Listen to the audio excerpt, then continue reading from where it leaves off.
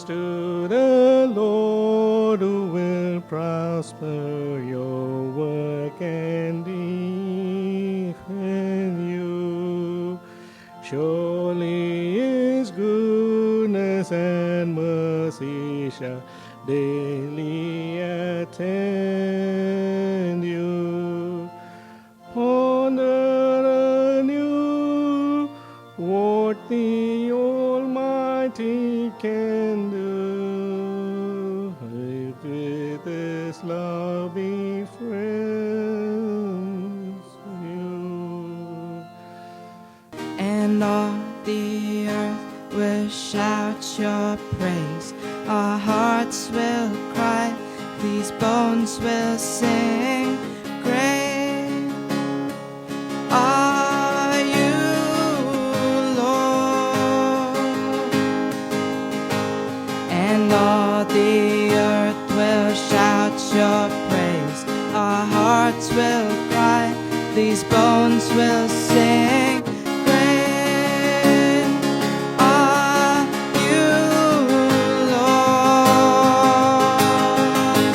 It's your breath in our lungs, so we pour out our praise, pour out our praise. It's your breath in our lungs, so we pour out our praise to you only.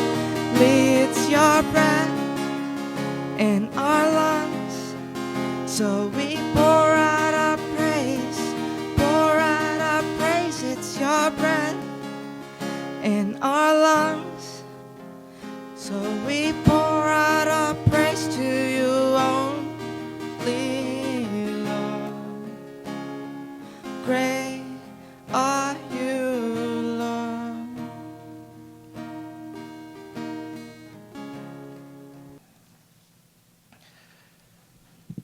A professor of astronomy recognized a bishop next to him sitting in a flight. So this professor wanted to converse with the professor, the bishop. So the professor of astronomy looked at the bishop and said, "For me, religion is all about do to others what you would do to yourself. Do to others what you do to yourself." It's all about religion for me. I don't think anything else matters for me. The bishop looked at the professor of astronomy and said, "For me, astronomy is, because I don't have time to know everything. I don't look at things, I don't read much, I don't understand things. So for me, astronomy is nothing but twinkle, twinkle, little stars." That's what he said. Now, why I'm saying this is all of us professionally, we are expert in something. We do things, we understand things, we learn things, depending on our interest, depending on what we learn, what we are able to get. We show our expertise in that area. It's not possible that we know everything of it. People who learn, people who go deeper into it, understanding. For us to become a priest, it takes almost 6 years to study. After our graduation, after our post-graduation, we have to do almost 6 years of studies. Still we feel it's not enough. 6 years not enough. 6 years not enough to read this, to get to know everything of this. So our life is something that we keep learning, understanding, gathering things, especially in our faith journey. We always depend on God. We always continue to listen to the Word of God. We come and build our relationship, fellowship, and we go out into the world to live what we learned and what we have understood and what God has given to us in whatever profession that we are doing, in whatever ways that you and I could proclaim in this world. So every profession is different. And it is not that we know everything. It is not easy in that way. In this passage that is read to us, Mark 10, verses 35 to 45, James and John, one of the 12 disciples, going to Jesus, and they wanted to get something from Jesus. They wanted that Jesus to do a favor for him. Jesus to give some prominence, some preference, some importance to be given to them. So they wanted to tell Jesus, ask Jesus, would you allow us? Would you accommodate us? Would you take us that we could sit one on the right and the other on the left? Is it possible that we could do it? And Jesus is asking them, are you able to drink the cup that I drink and be baptized the way I am baptized? And they are saying, we are able. We are able. In the Mark Gospel, I think last 2 months or 3 months, I keep talking on Mark as it has been given. I think I spoke enough of what Mark says. Mark, in a simplest way, what the teachings of Jesus is, what Jesus is all about. We understand 3 things. It is very important. What Jesus is all about, what Jesus is teaching. One, he is talking about going. The other one is following. And the third one is sharing. In this passage also, same thing Jesus is teaching the disciples. Going to Jerusalem. That is his journey. That is where his life is going to end. That is where he is going to be crucified. That is where he is going to be betrayed. That is where he is going to be killed. He is talking about, I am going to Jerusalem. And the second is following. And he wants others to follow that. Take the risk to witness and to follow Jesus. So the teaching I'm talking about, what Jesus teaching in the Gospel of Mark, it is about going, following, and sharing. So it is going to Jerusalem. Following it is to follow the way of the cross. And sharing, it is about kingdom. And how we extend this kingdom of love. How do we extend the kingdom of peace? How do we extend the kingdom of justice? How do we extend the kingdom of peace? So that's what his teaching is all about. But James and John going and asking Jesus, can we sit in the right, one at the right and the other one at the left? Probably they didn't understand, as I told you, whether the professor about the religion. Or what the confession of the bishop about the astronomy. They didn't understand what Jesus was teaching them. They were with Jesus for 3 years. And this is the third time Jesus is talking to them about being crucified or the joy in the suffering. How we could be joyful even in our times of test, in our suffering, in our difficulties.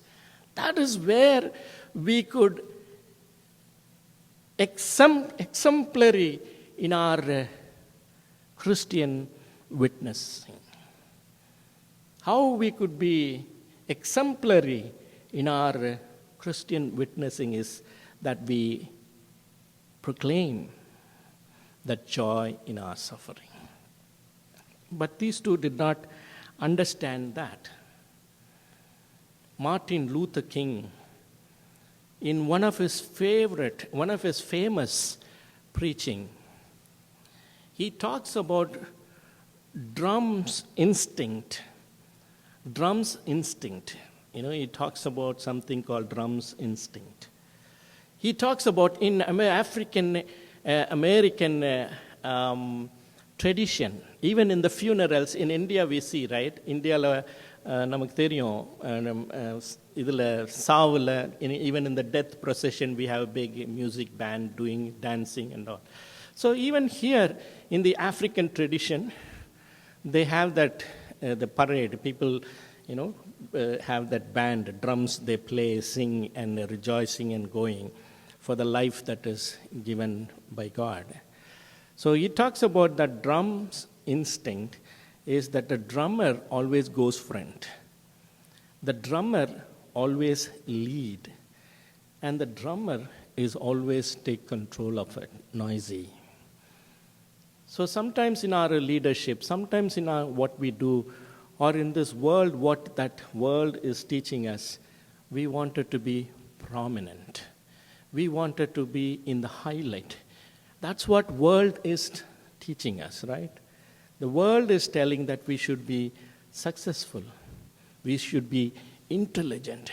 We should have all kind of prosperity. That's what world is talking about. But Jesus just speaks the opposite. To stay low, to serve the people, it is serving God, to serve the people. Sacrifice is the element of Christian witnessing. Small things we do sacrifice. For our family we sacrifice so many things. So in this thing, we are able, Jesus is asking, are you able to drink the cup that I could drink? Are you able to take the baptism that I take? And they say, we are able. We are able. And Jesus says, you could do that. Because he foresees that this is going to happen. What John, James, what every disciple is going to do, everyone who is a Christian, everyone who follows Jesus have to take up this, following Christ. The suffering, the joy of suffering has been compared to the cup that Jesus is talking about, the baptism. We can do this thing. You can do it. You're going to do it. But to sit on my right or left, I can't do it. That's what Jesus says. I will not do it. It is up to God. It is up to God. So at this point of time, when they say we are able, what does that mean? What does that mean when they say we are able? First thing that I would say is it is selfish capabilities. Selfish capabilities. John and James going and asking Jesus, can we sit like that? And Jesus says, no, you can't. But in other contexts, Jesus exercise his authority. When he heals Bartimaeus, the blind man, he says, your faith has healed, go, he says. When the paralysis was brought to Jesus, he says, your sins are forgiven, get up and go. Even in Matthew, he says, with all authority, I tell you, go into the world and baptize them in the name of the Father, Son, and the Holy Spirit, right? That's what Jesus says. He has the authority. But here, he says, I can't do that. Because what they are telling we are able, it is a selfish capabilities. They know what Jesus has taught. They know what Jesus is doing. They may know what Jesus is going to do, what Jesus is talking about. They know. But their capabilities, you may have all skills in your life, right? You know how to handle things. You can do the best. You have intelligence. You know everything. But all those capabilities are selfish sometimes. It is not useful for God's work. So that's what here Jesus wants them to understand. So when they say we are able, they may go and buy a house. They may acquire somebody's land. I always talk, right? Profit is a sin. Profit is a sin for me. Something that little bit we earn more for our life is a different thing. But profit is a sin. Where you have to get 10 rupees, you want 500 rupees. Where you want $10 that you can gain. Today's world, people try to accumulate $500 profit. That is what I'm talking about. We may be, in today's context, how we are assessed, how much money you have, what kind of education you have, what kind of skills, how do you look, all those things. But those capabilities are God's given gift. Is it selfish? John and James were trained well. They know who Jesus. But they became selfish. And they say, we are able, just two of them. The second thing that I want to point out is justified inequalities. Justified inequalities. Jesus, when these people too asked for the prominence, the other disciples are angry, right? That's what it says. Other 10 disciples are so angry. So Jesus calls them and he tells them, if you want to serve God, first you become a servant. You become a servant. The first will be the last, and the last will be the first. The Son of Man did not come to be served, not to be served, but to serve. That is what Jesus is telling them. Inequalities. Here, 2 people wanted to take the other prominence of the 10 people. Jesus is not accusing or blaming that you 2 guys are wrong and you should not get angry. He doesn't say that, but he is giving a system. The whole thing is a different system that God is creating. Jesus is creating a different system from the system that we live in this world. Inequality is justified, right, in today's world. What do I do if somebody is poor? What do I do if somebody is struggling? What do I do if somebody is sick? What have we done? We justify in today's context. Same thing here, John and James may justify. That's what the whole thing Jesus is reversing. The first will be the last, and the last will be the first. Is it not? He's reversing the system. So wonderfully he puts. It's not a hard thing to do. It's not something, everything should be dismantled, things should happen. But what Jesus is trying to do is the joy in the suffering, the way of the cross. It is in following Jesus Christ, this is possible. This can really happen. And the last one that I wanted to point out is unfinished start. Unfinished start. I think all these disciples still remain at the start. Even in the Old Testament, right, when Jacob, who has earned so much of property, who became such a wealthy man, who has achieved everything, at Bethel, God says, go back. Start from where you began your life. Get back. Go and start.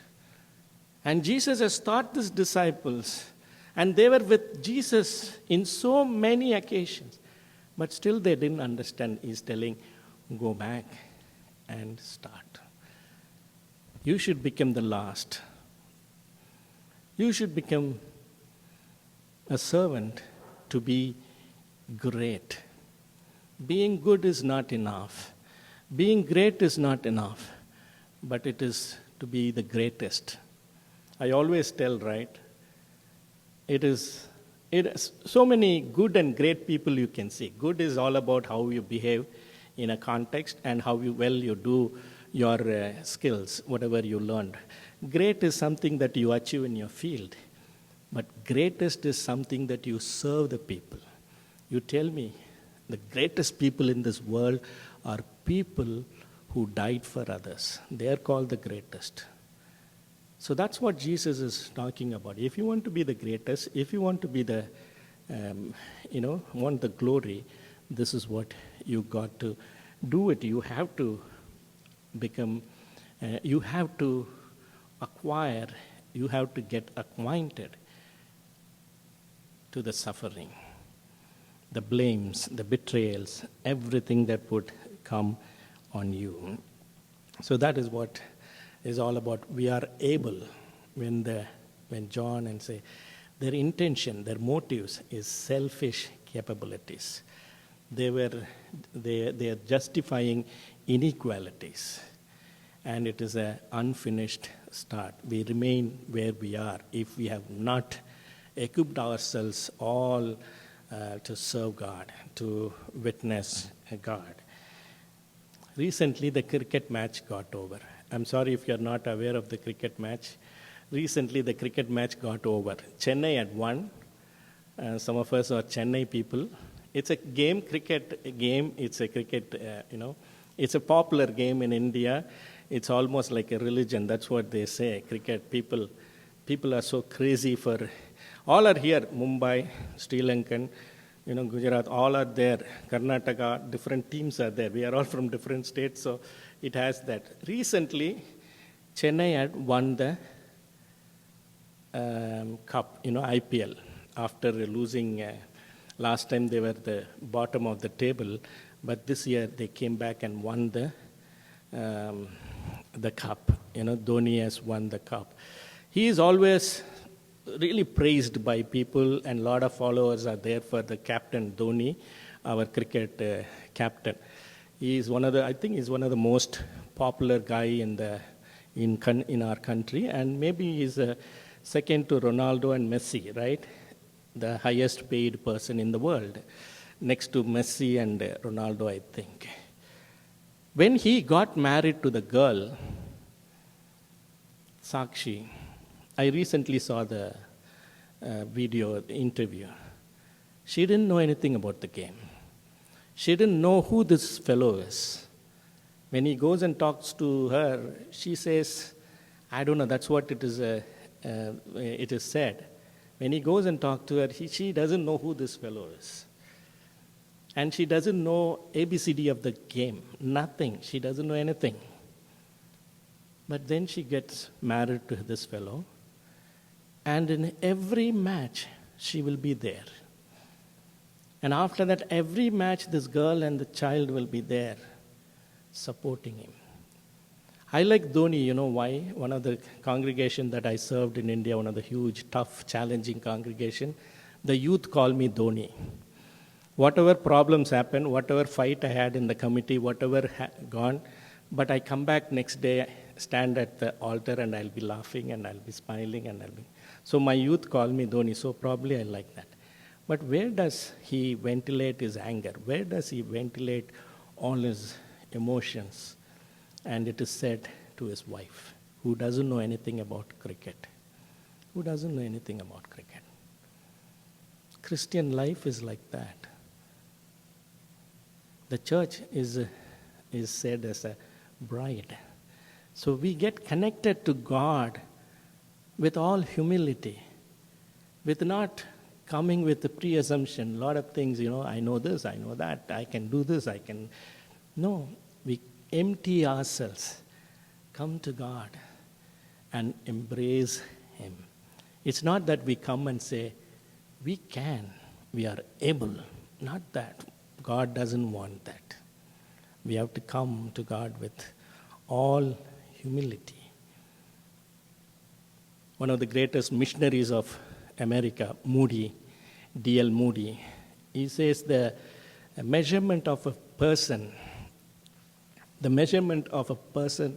is not how many people, how many servants that he have, how many servants that he has, but how many people he serves.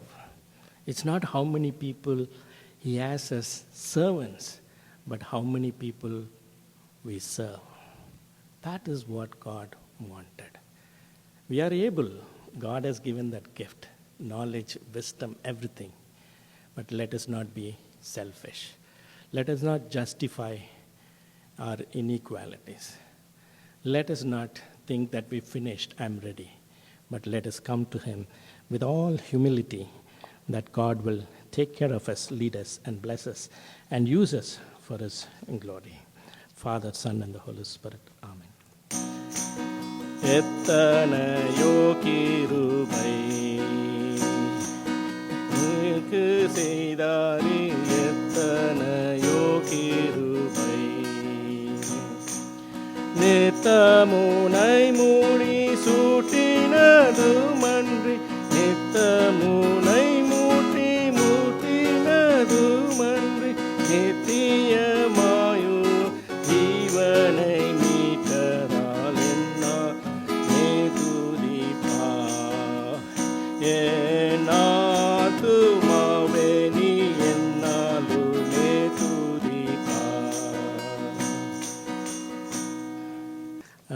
Once again, thank you so much for joining this worship. We'll continue to pray that God would lead us. After pandemic, we've come back and to get our families back, and also new families to come in, and a lot of students have come, so we can open up.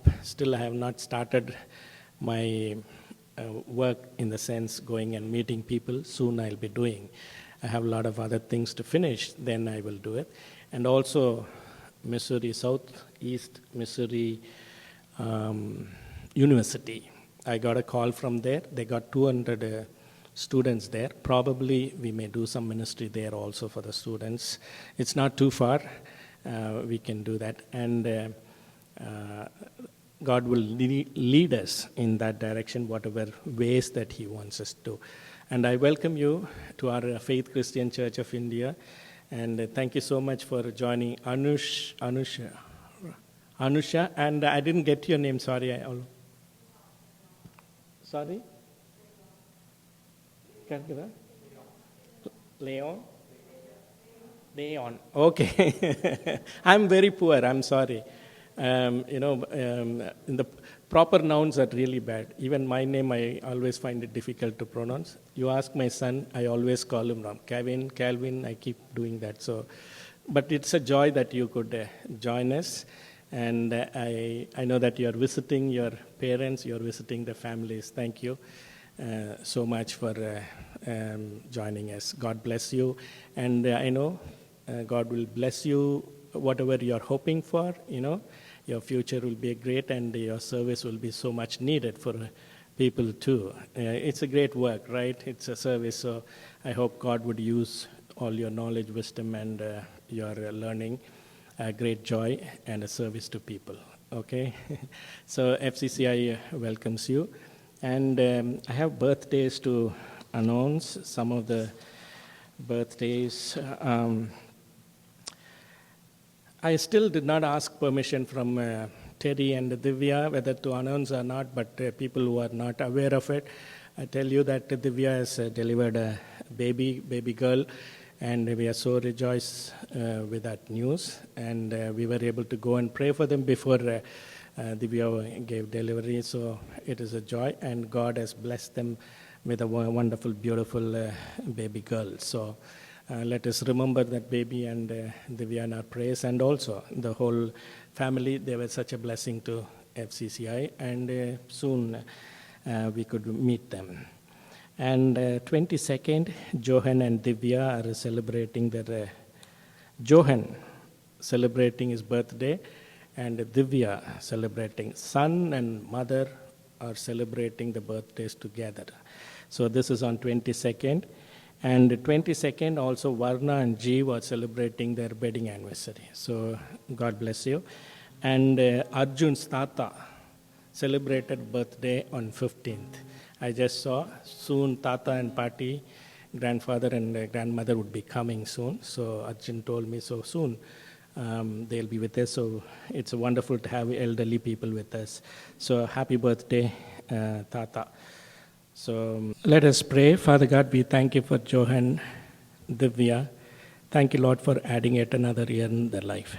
Bless them, lead them, and to secure all the blessings that you have kept for them in this year and the years to come. We also pray for our dear Arjun's Tata. Thank you, Lord, for Tata and Pati, Sangi Amma, for the blessing. And we pray that you would continue to bless them. And we pray that soon they may come and join us, and all things would go well so that they could come back to St. Louis soon. We pray for Varna and Jeev as they are celebrating their wedding anniversary. Thank you, Lord, for bringing them together as husband and wife and a wonderful family. Bless them, bless them and cherish them every moment of their life, and that they may continue to serve you, glorify you in being together as a family. And we pray for Divya and the baby girl that she has delivered. Thank you, Lord, for being with her. And in everything that you have provided, your grace, support, courage, and strength in our body. Bless Terry and Divya and Hazel also, and Terry's mom, the wonderful family. Bless them. Let your grace be enough. Thank you, Lord, for all the good things in our life. There are so many moments in our life that we would want to thank you. And we pray that you would add so many things like that, so that we remember how you provide your unfailing presence in our life. In Jesus' name we pray. Thank you.